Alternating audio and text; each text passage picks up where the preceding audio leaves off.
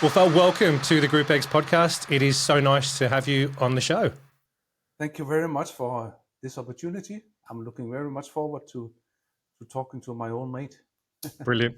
Now, Yeah. just for those people that are watching that may not know, I used to work for Body Bike here in Australia for almost 7 years. So Uffe and I know each other and have a past business relationship that I have worked with him closely on many things in the past. And it's so nice for me to be able to reach out to get you on the show, but to also talk to you about the new bike, the Phantom, as well.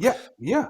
Before we head down that path, can you give us just a little bit of background on you and how you got to be part of Body Bike? How did all that come about for you? That's 20 years ago this year, Tony. Oh, 20 wow. years ago. So to be honest, I don't remember what I did before. No, it's to make it a short story. I was, a friend of the family that owned Body Bike, and they agreed with me that it would be a good thing to give me a shot in the export department 20 years ago, and then just went on from there. And I think maybe 7 years later or something like that, they asked me to be the CEO because they have other interests, other businesses. So and I of course said there was a big chance for me, so I took Yep. it. And Awesome. here I am, 20 years later. Love it. Well, congratulations on 20 years as well. That's Thank you very much. Thank that's you. awesome. Awesome to hear. Yeah. Now let's jump into the bike then. The Phantom. It's the brand new bike. In your words, can you tell me what the Phantom is and what it means to you? Oh, this is maybe my last baby, to be honest. Okay. And I spent a couple of years on this one. I did the Smart Plus bike back in 2016, and I wanted to upgrade that bike earlier, but due to COVID, it was a little bit delayed. So it took me a while to get everything into the right place, and I just, we have a small payoff saying obsessed with perfection, Yep. and I guess that's what I am. I try to find the small, because there's always things which can be a little bit better. Yep. And then I bring that on to the next model. But this one was a really big challenge because we are changing something that we did for 25 years. Yep. We are scrapping that, and then we're bringing a new trend on board, you can say. Yep. And it took me a while to get to work up the courage to look at that technology, Yep. to understand it, and also to find the right people to work with around this, because Yeah. it was not that simple actually. And now we are looking at a magnetic brake system. The old system was a mechanical brake system, Yeah. and this is this is another this is another way of braking. Let's say that, and that has consequences, positive and negative. And it took me a while to control the negatives, but I got it now. And as we are speaking, we are running on the third month, I think, on testing. Yep. We built 25 units, and we placed them in a busy location close to us. And I am on the bike 3 times a week, Brilliant. which is not normal. Yeah. And until now, knock on wood, it really runs fantastic. So I'm very confident that this is going to be a very big step for us forward. Excellent. I like Yeah. hearing that, and thank you for those words as well. Now, the shape is the same. What we're seeing, the shape is the same as the Smart Plus, which is what you said came out in 2016, and that was just as I joined the company, because I joined beginning of 2017. Yeah, 2017, and we went to Filex, and that was the first time I met you at the Sydney event here in Sydney. Yeah. So the shape has stayed the same. You mentioned there that we've got some magnetic resistance Yes. internally now. So does that mean the pad has gone altogether off the bike and it is the magnetic resistance that's there now? Yes. That's Wow. correct. Okay. So Now, and we also experimented a little bit regarding the tension. okay. Yep. We have now invented something that we call quattro step tension control. Quattro means four in Italian, actually, Yep. and that means that when you turn the knob on the bike, you have four clicks on one turn. So that allows the instructor to give clues towards his How much his class. resistance? Yeah, you Yeah. say two, Yep. you go two up, you go two down, or you go Yep. three up, or you go two down. Yep. Everybody gets back to the same position, you can say, because it was hard to remember how much did I Yeah. die. How much we put on it? Yep. Yep. So we got this now, and then we got a completely new gear ratio. We changed the crank. We made the crank much bigger. So Okay. actually, the flywheel is now running at the double speed. So that gives a completely other feeling when you when you ride the bike. It's I think it's even closer to an outdoor racing bike than Wow. we used to be. We have extended the bar ends Yep. on the handlebar because yeah, people are complaining they were a little bit too short before, Yep. and we just make them longer. Yep. And then we have made it easier to move the bike. It's got bigger wheels now, bigger transport Brilliant. wheels, Yep. because Yep. a lot of people are making small events and moving them around Yeah. the club, outside the club, or Yep. whatever. So now we make that more easy. And then we decided on stealing a Volvo color. Okay. Yep. Yeah, I went to I went to a Volvo showroom, Yep. and I saw the latest Volvo, the electric one, and I saw this beautiful, beautiful gray color. Yep. So I asked the sales guy what's the name of that color, and then he said it's Thunder Gray, Yep. and I said yes, it is. Of course it is. That's how the sky looks like when thunder is coming. Yep. So I asked for a little sample of the color, and Yep. I managed to do that together with my plastic resin supplier.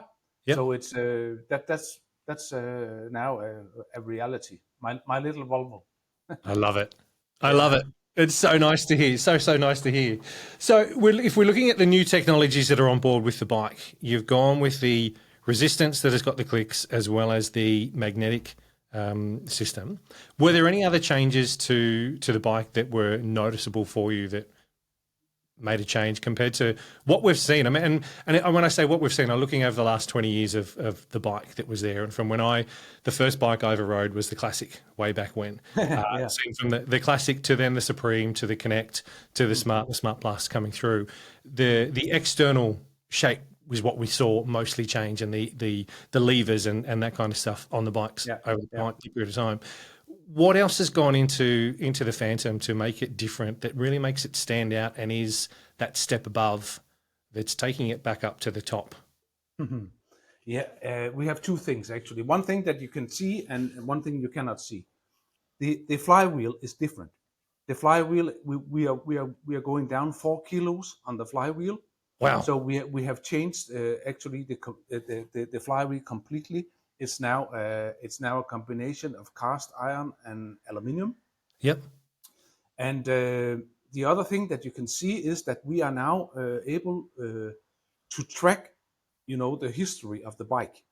So when you use the app, with a certain code, you can go behind the scenes. You can see, and then you can see how many kilometers, how many hours, how many sessions, what That's parts has awesome. been changed on the bike. Everything is you're able to log that into the app, so you can actually have full service history of your Yeah, bike. Yeah, like you have done with the Volvo. The Volvo exactly. has a full service Uh, history, and uh, that's yeah. Completely true. So if you change the pedal, for instance, you can mark it in the app.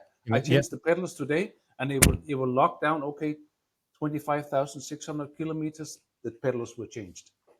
So you are always able to find back, yeah, the the full history, and history. yeah, and That's and it. um, and then you That's can move huge. you can move the bikes around in the club. You can find out if some of them are running more than the others. Yeah. You can move them a little, change the setup of your bikes, so you are wearing them down all at the same time. You can say. Yeah. Now, is that technology just seen per bike? So you'd need to jump on the bike, connect your Yeah, phone to the bike yeah. to be able to see in that Yes, way? Brilliant. the service guy in the club can do that. Yeah. Yeah, Yeah. yeah, That I think is fantastic, and especially for venues to be understand, as exactly as you said, you got a room full of say 40 bikes. Is it just the ones in the first two row that are always being yeah. used? The Exactly. ones down the back, if they're not, how often should you be rotating them around so Yeah, you get yeah. longevity out of your bikes and make them last 10 years instead of 2 to 3 years? Yes. Other manufacturers, but that period of what we're trying to do and get longevity for Yeah, people yeah, with that. yeah, That's fantastic. That I think is key. That to me would be a massive selling point to a lot of clubs here in Australia yeah, to be able to keep track of what's going on yeah. with each of those bikes, and it helps them to remind when they're due for a service as well. You're right. And then we added one little feature. We gave it to all the users. You are now able to see a gear system from 1 to 12 On the inside app. the app. Yeah, on the app. So and that is hooked up based on your FTP. So if the instructor is missing some fun, he can say, let's all do gear 6 or let's all do gear 7. Yep. And then it's the same, how to say, level for everybody because it's based on your FTP. Yep.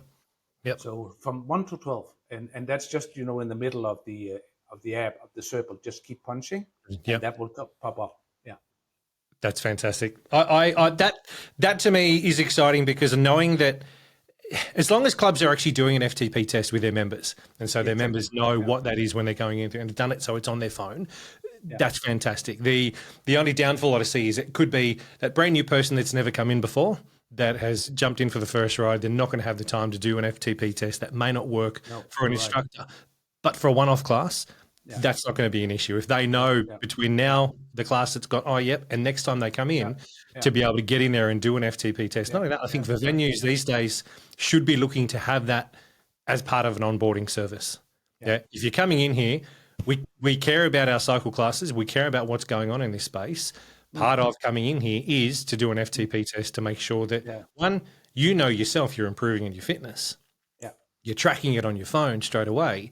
But hey, our instructors can teach at another level to mm, connect with our members mm, in mm, here in that mm, space. yeah. That's brilliant.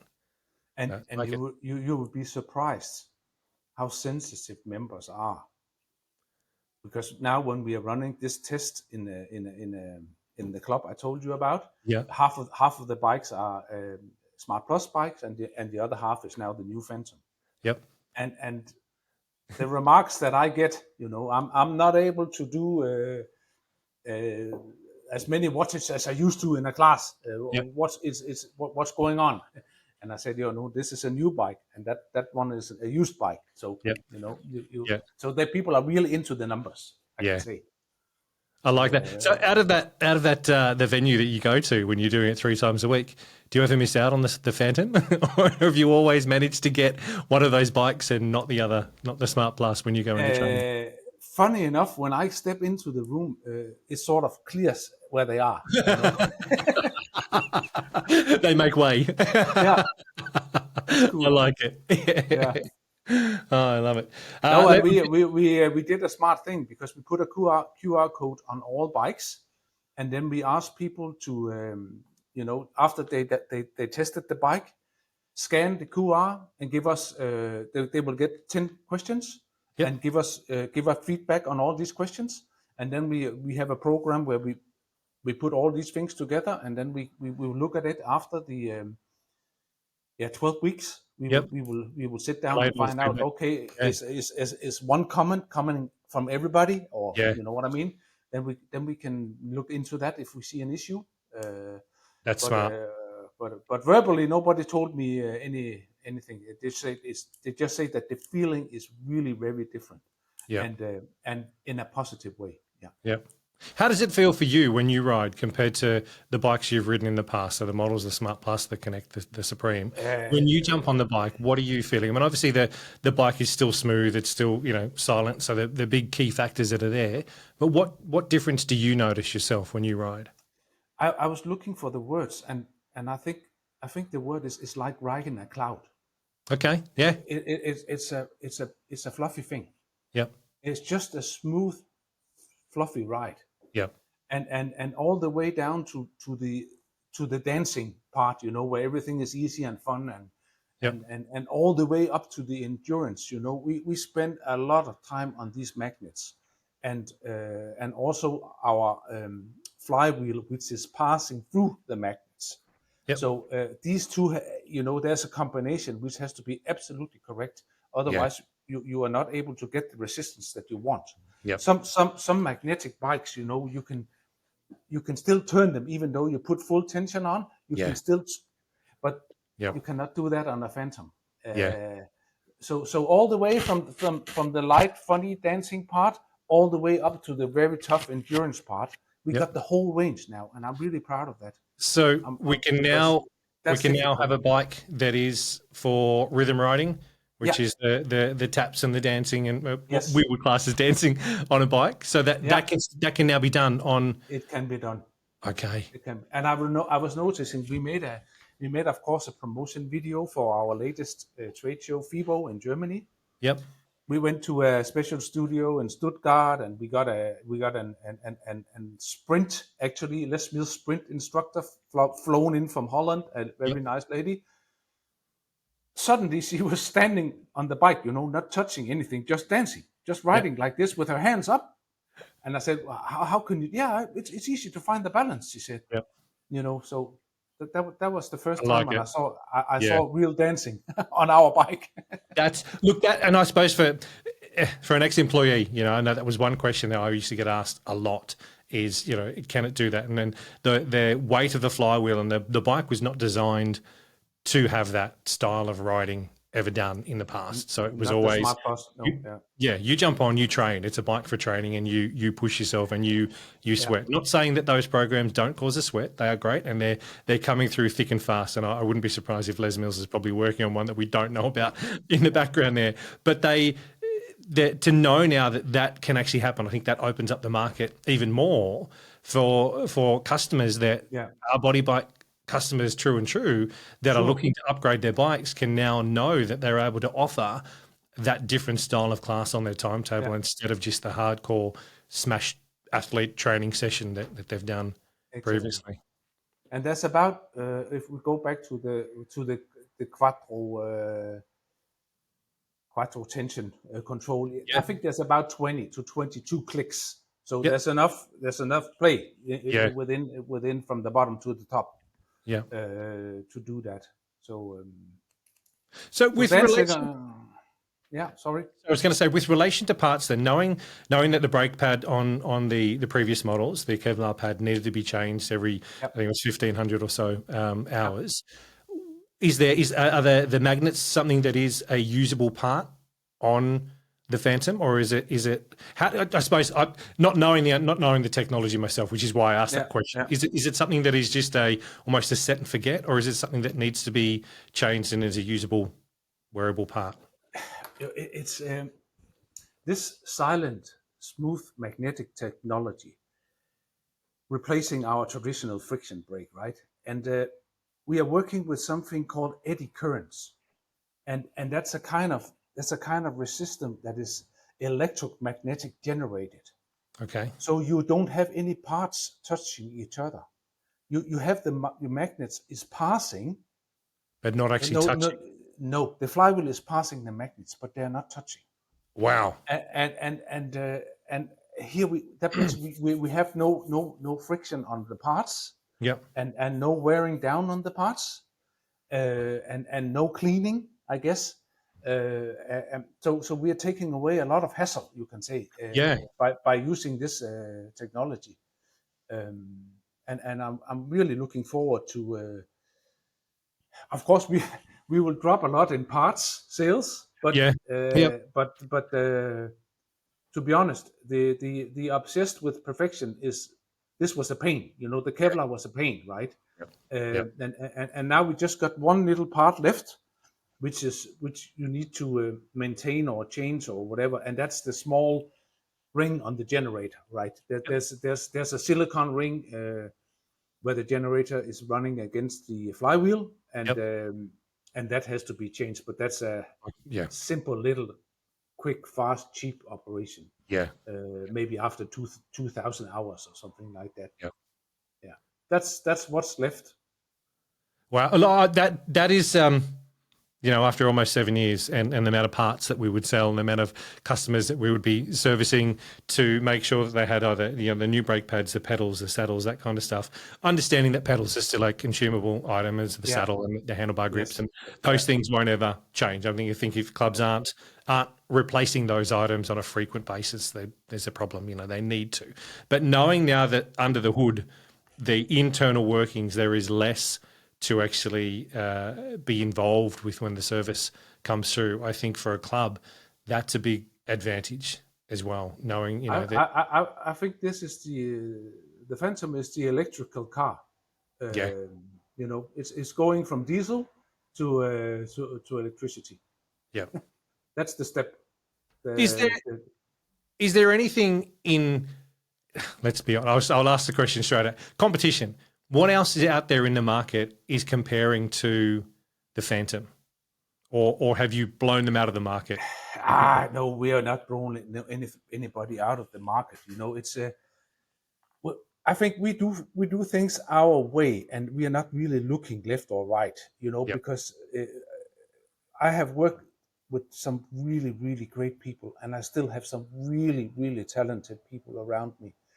And it's when you ask what inspired you to make the Phantom, actually the team around me is pushing me, to bring something new, and they are actually already on me again for another thing they want me to do.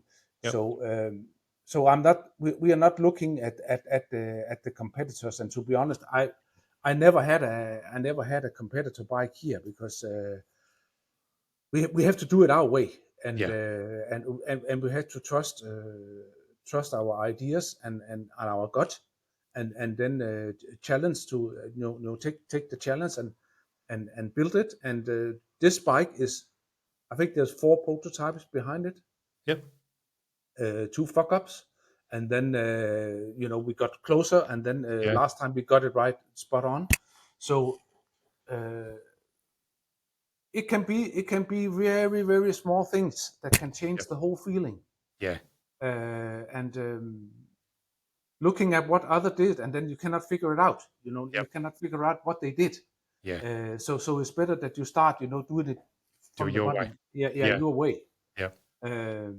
And then make everything a little bit over dimensioned, which Yep. is my style. Things are a little bit over dimensioned.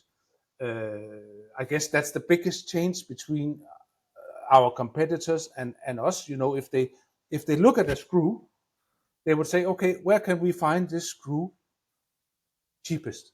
Yep. We look at the screw and then we say, what job does this screw need to do? Yeah. Where do we find the best screw for that job? Yep. Yep. That's a completely different way of thinking. Yeah. This is the GROUPEX podcast. No, I like that. You mentioned something there about virtually just standing on your own 2 feet and doing that. And I remember when Smart Plus hit our shores here, and the information that I was hearing from yourself and from Lee was that the bike had been virtually rebuilt from the ground up, redesigned from the ground up.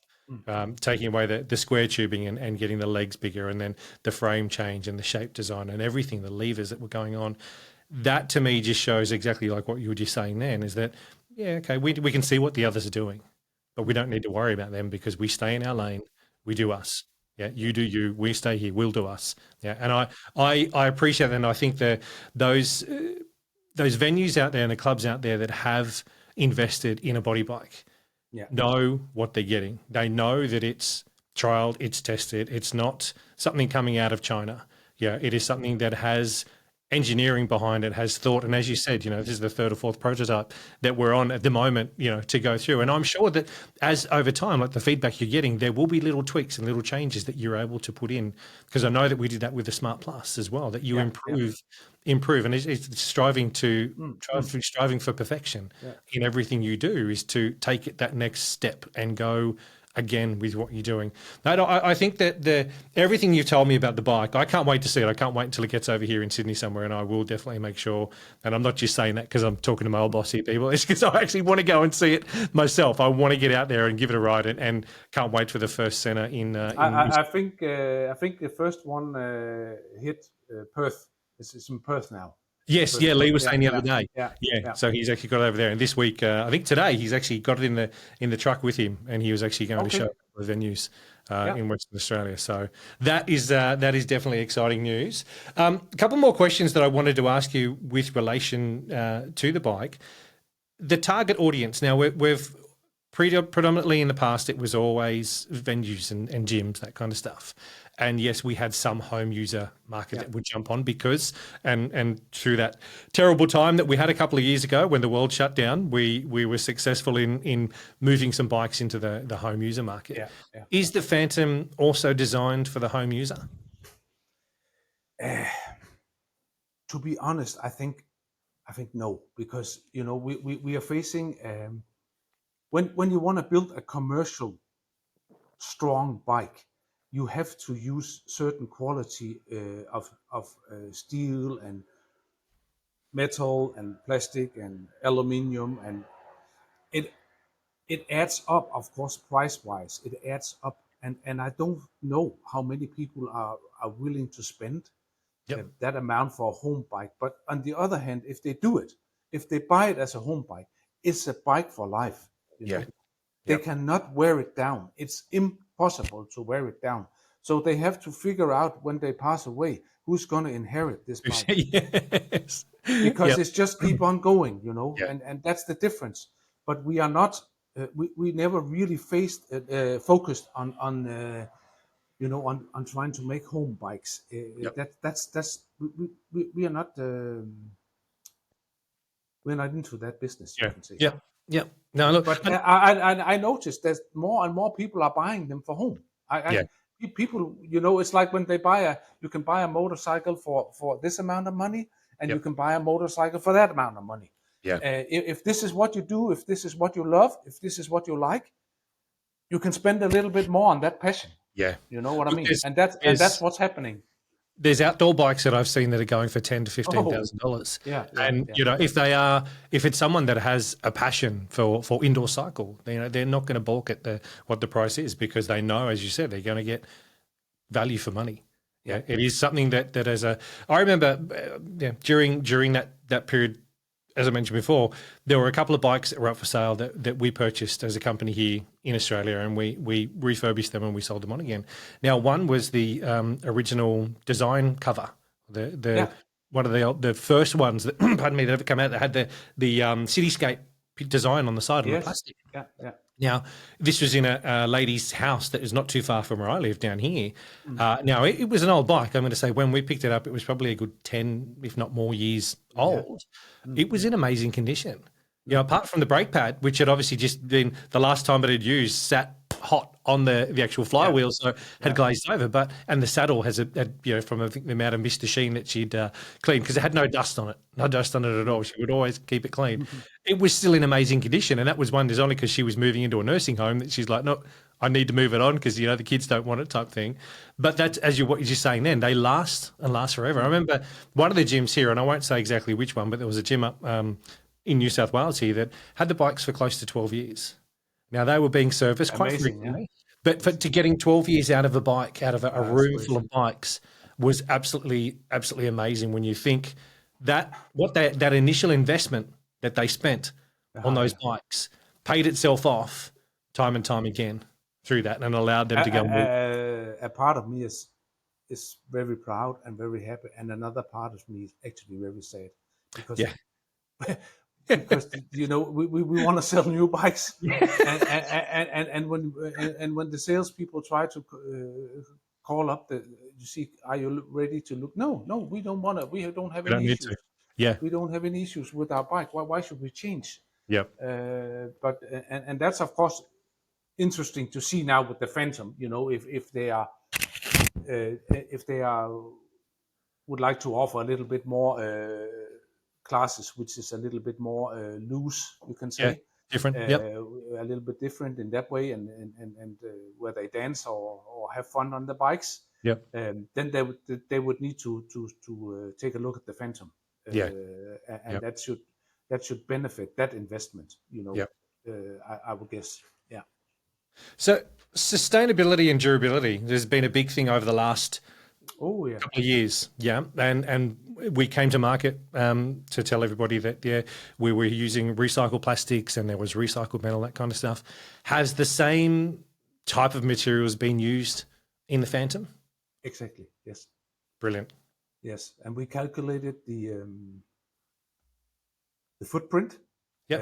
And I think it was 0.12 tons or something like that. And then people will ask, is that good or bad? Which I don't know, because we're the only one who do it. Yep. So let the others start calculating, Yeah. and then we can compare.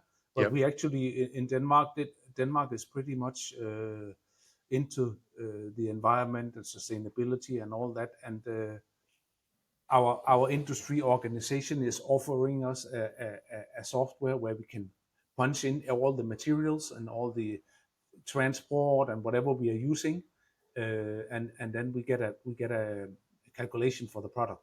Yeah. So it takes a little while to do it, but it is accurate what comes out. Yeah. On that note, what can you let the viewers know what parts are being manufactured with reusable, or what materials are eco-friendly in that regard? Yeah, we are the cast iron in the flywheel, the crank, the pedal arms. Yep. That's all scrap iron reused again and remelted and used again. And all our plastic, we have divided our plastic into two qualities. One is ABS, where we add up to 20% of recycled ABS material, from computer cabinets and Okay. other Yeah. stuff, other stuff in ABS. Yep. And then we have our one where our Oceanic spike, which is made out of actually Danish plastic resin, which has been recycled from commercial fishing nets. Fishing nets. Yep. Yeah, and that's a very funny story, but we will take that on another day. Yeah. But we have one bike which is made out of commercial fishing nets, and don't worry, the smell is gone. Yeah. Yeah. Nothing fishy going on here. No. No. This is the GROUPEX podcast.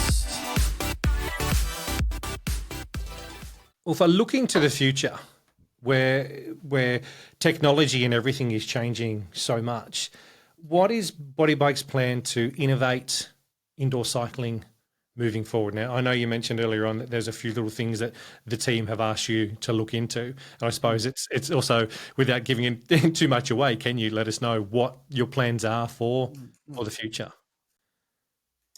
I can tell you a little bit. There's actually two things that we have to look into now, and one thing is not new. There's a lot of things going on around indoor cycling. The bike is one thing, the room is another thing, the lighting, the music system, the air conditioning, the whole marketing around the room. There's a lot of things which have to be, how to say, it's all connected.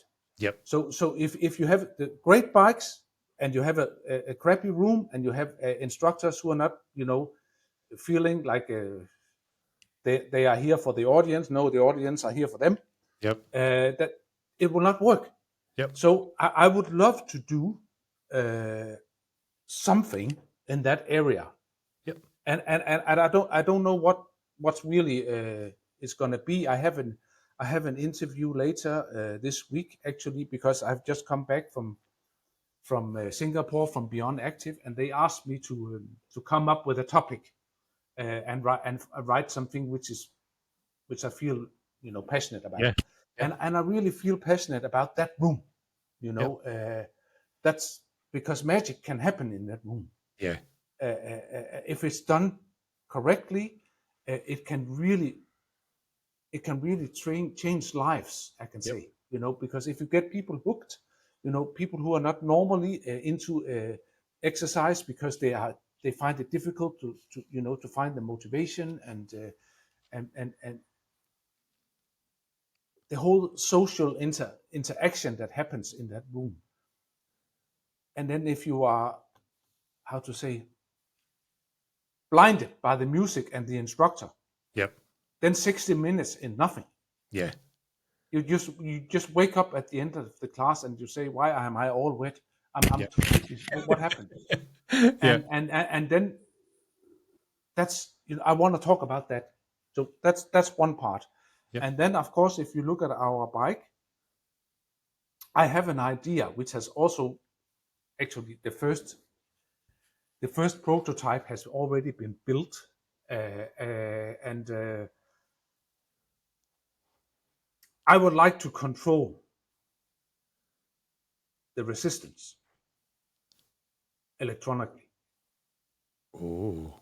Yeah, and that's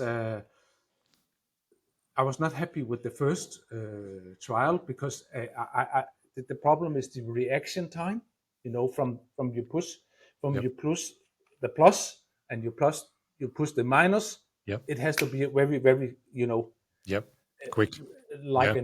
a seamless reaction. Yeah. And that's not easy because you have to send the signal to something who has to done and then signal back. So, but with everything technology-wise going so quick now, I just have to find the right people to work with around this, Yep. and that's a challenge. But for sure, they are out there, and when I meet them, and if we have a good chemistry, I'm sure we can do this together because Yeah. that would be really fun. Yeah. And of course, you have to consider also the amount of sweat which is coming down onto the handlebar, and that means that the switches that we are using for this has to be I will almost say specially designed for us, Yeah. because Yep. you have to be absolutely sure that you don't get any moisture inside Yeah. these electronic switches, because then it's all over. Yeah. And it has to be of course without the wire. It has Yep. to be because if you put the handlebar up and down, Yeah. you might just cut the Right. wire. Yeah. So we have to find a way to do that wireless. That means that the bikes would then be able to connect with Strava and the other online They platforms. can already do that, but in a way you're right. You should be able to to turn the communication around and then make the system take over Over. Yeah. the resistance. Yeah. That would be When great. when you do that today, it's in a kicker, or Yeah. Yeah. it's on your racing bike, right? Yep. And a lot of people who are doing a lot of cycling, they have been on my back and say, can you not do something here, because the quality of these of my racing bike, I spent so much money, and then I have to take off the wheel and put Yeah. it into this frame, and Yep. I really don't want to do it. Yeah. Yep. Now, look, as you said, with the way technology is moving so quickly, who knows what's around the corner, that there could be anything there. But no, thank you for sharing that Maybe information. there's an Australian company who wants to work with me on this. Maybe. Hey, if anyone's listening, come to Tony first and I'll introduce you. There's a finder's fee in there somewhere. I'm sure that's what I heard. No, for you, there's another two sort of things I wanted to touch on here. And the big one, I suppose, is Les Mills. And the ongoing relationship that you have with Les Mills. How is that at the moment, the relationship there with Les Mills? Is it still as strong as ever? We have always had a very, very good relationship with Les Mills, I must say that.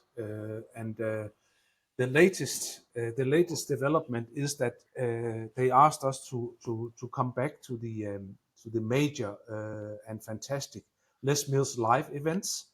Brilliant. Some of the live events has got the sprint and the RPM and the trip, and some of them that they don't bring cycling. But most of them, they bring cycling, and whenever they do that, they ask us to set up the Smart Plus bike. And the latest one I did was in Los Angeles. Yes. The one, the RPM 100 was just a an epic. Huge event. How many Yeah, bikes did you have there for that? I think we had 175 or something like that. Wow. Yeah, it was crazy. It was really crazy, and it was a fantastic. It was a fantastic event, and I had all. Yeah, I had all the instructors around me one evening in the hotel lobby, and then they said, "Wow, it was just a Yep. great feeling." They said, and I had Lee from also from Lee Smith from Australia with me, and he did a setup with every instructor before the filming. He made sure that every instructor knew exactly how to position the handlebar and the saddle for personal for Yeah. himself, right? Yep. So Yep. it was just a. I was just saying to Lee when I saw the footage from the RPM 100. Look, you do not see the bike. Yeah. You don't notice the bike. Yep. This is about the instructor. Yeah. This is about whatever the instructor says and do, and the mimic from the instructor. You Yep. do not notice the bike, Yep. and that for me is really. It sounds funny, but then I know we hit something. Yeah.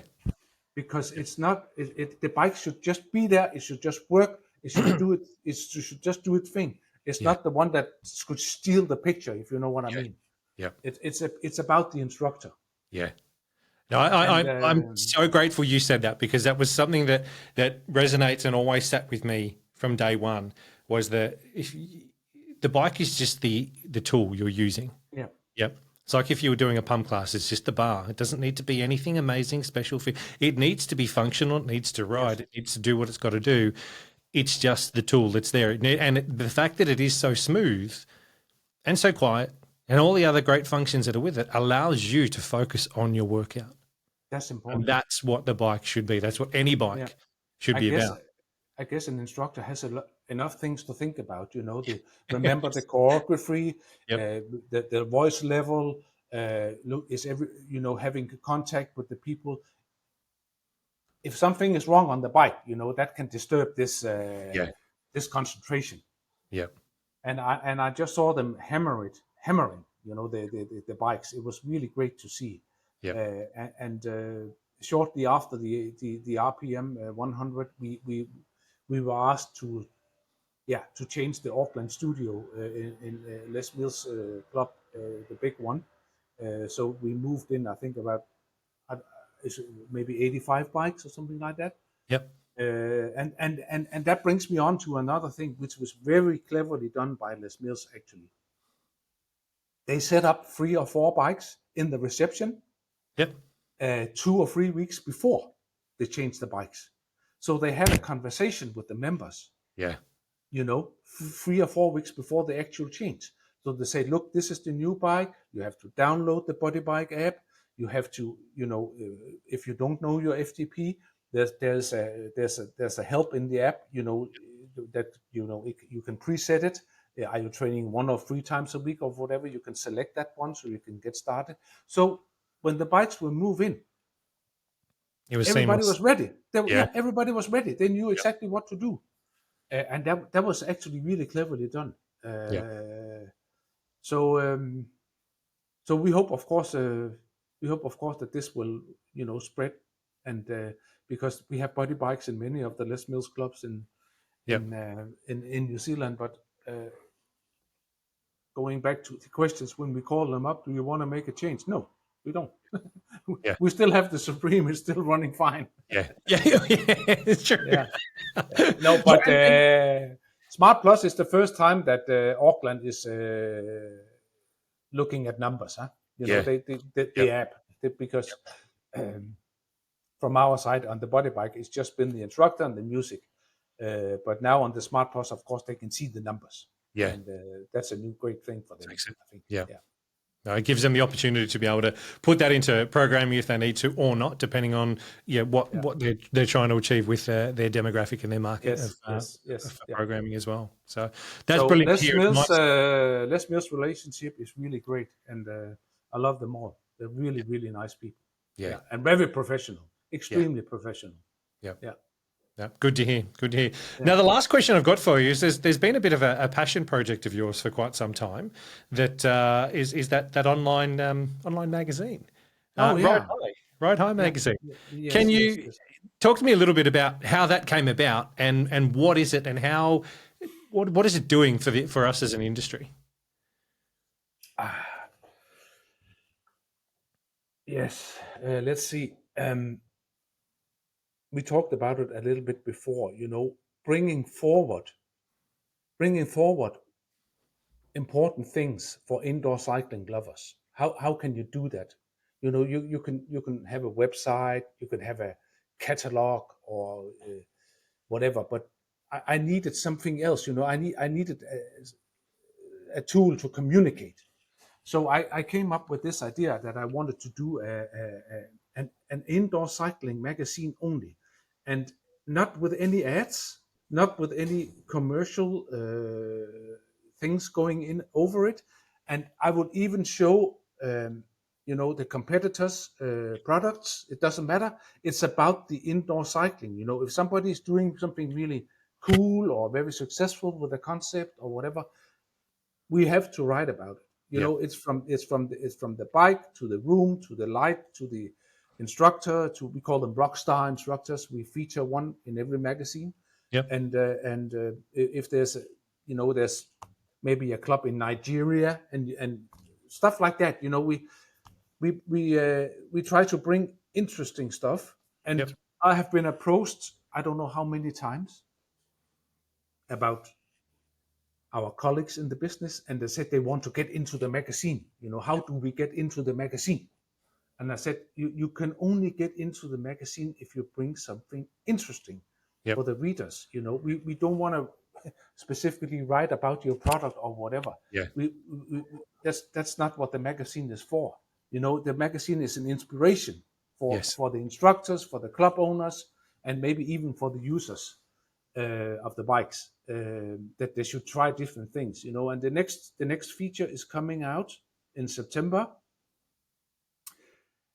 and I must say I'm very proud of that one because, of course, I have an editor who is me, and then I have a journalist who's helping me writing the magazine, and Yep. then we have a graphic lady also, two graphic ladies involved, and then we have an open editor meeting. Yep. So we have topics. What should we write about? And then I said there is one person which I have met during my 20 years, but he has always been in the business even before me. I want to write about that person. And they said, who's that? And I said, yeah, that's a Kaiser instructor. Yep. Yes. So the Mr. Paco from Kaiser, he's been around for 30 years. So we managed to get an interview with him. Awesome. I met with him at FIBO and said, would you like to, can you do an interview with us? Yeah. Because I've met you all of these years. Yep. Yep. And you were here before me, and you were here, in the early days Yep. of what spinning, it was Yeah. called spinning, right? And so we are bringing a great feature on him, and then we are, in the far away from that, we are also talking about scent in the room. Yep. Should you have a special smell in the room? Yeah. What Yep. happens if you use a special oil? And I think this is really funny to find these small people who are really enthusiastic about a topic Yeah. Yep. within indoor cycling, of course. Yeah. And then bring that forward. And if there's anybody out there listening now that has an interesting indoor cycling story, please step forward, because we can always use new stories Yep. in our magazine. And like I said, it can be the lightning, it can be the geography or the instructor or the music or the stage or ventilation or whatever, Anything to do with that space. anything that Yep. did something special which is working. Yep. Bring it forward, because we Yep. are Ride High is a magazine fighting for the indoor cycling can you call it industry or sport, or what would you call it? Yeah. I don't know. Yeah. Yeah. So No, brilliant. So I will actually have links to Ride High Magazine in the show notes for people to be able to okay. link on and link through to as well. And guys, if there's those that are watching, those that are listening as well, reach out if you have any questions and you want to ask some questions. Reach out to either myself or Uffe. If you can't get in contact with Uffe directly through Body Bike channels, please get in contact with me and I can forward everything through to Uffe. Uffe, is there anything that we haven't touched on that we should share with everybody before we wrap it up for the day? I think we should send a little message to all of those sales guys out there in the field. Working very, very hard to visit as many customers as possible, to talk about our product, to encourage them to invest in our product. Let's send a message to them and say thank you very much, and we are depending on these people, because we are a Danish factory, not doing anything else but indoor cycles. So we are not manufacturing any other product. So we are depending on finding the customers who are looking for the top quality indoor bike. Yeah. Yeah. No, I appreciate that. And I'll add to that not only the sales guys, but every single instructor that has ever ridden a body. Right. Yeah.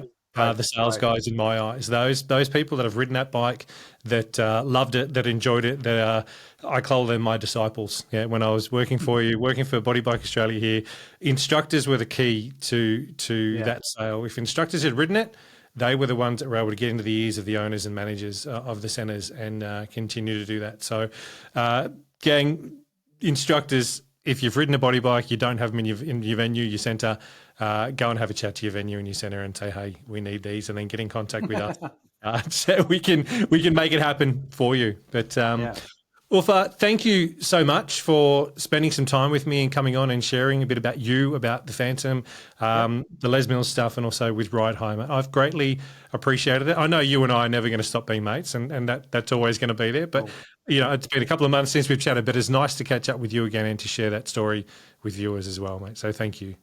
Thank you very much for the opportunity. I really enjoyed it. This is the first podcast I ever did. Remember that? Excellent. And I don't think I'm going to listen to it myself, because but I hope there's somebody out there that wants to listen to it. Thank you very much for inviting me. Thank you. No worries, mate. All good. Yeah. Okay. And take care and enjoy your winter. We will enjoy our summer here in Denmark. Yes. Thank you. Okay. Yeah. Thank you very much.